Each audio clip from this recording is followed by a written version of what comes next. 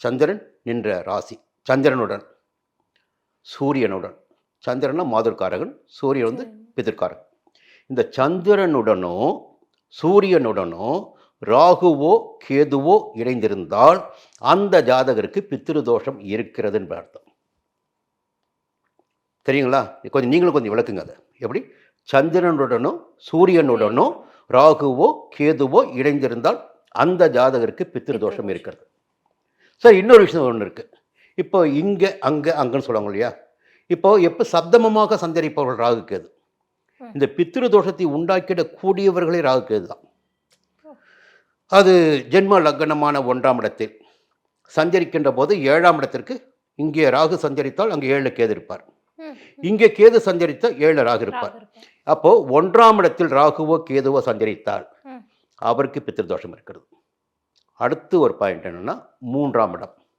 3ஆம் இடத்தில் ராகுவோ கேதுவோ சஞ்சரிக்கின்ற போது 9ஆம் இடத்தில் மற்றும் ஒரு கிரகம் சஞ்சரிக்கும். அப்போ அவருக்கு பித்ருதோஷம் இருக்கு. அதே போல பூர்வ புண்ணிய ஸ்தானமான 5ஆம் இடம், அந்த இடத்தில் ராகுவோ கேதுவோ சஞ்சரிக்கிறது என்றால் 11ஆம் இடத்தில் மற்றும் ஒரு கிரகம் இருக்கும்.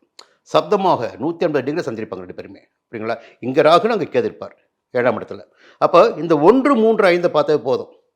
நிச்சயமாக வந்து அந்த 7, 9, 11 மற்றும் ஒரு கிரகம் இருக்கும்.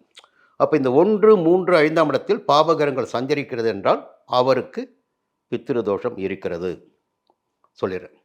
அடுத்து இன்னொரு பக்கம் பார்த்தீங்கன்னா மாந்தியை பற்றி பேசுவாங்க சிலர், அதையும் சொல்கிறாங்க.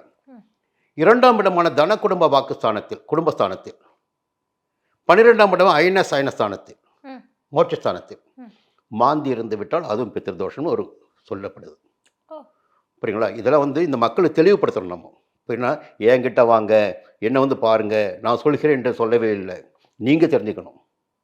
ஏன்னா போட்டு உடைக்கணும் உண்மையை, ராமானுஜர் மாதிரி மக்கள் எல்லாம் தெரிஞ்சுக்கிட்டோம். புரியுங்களா?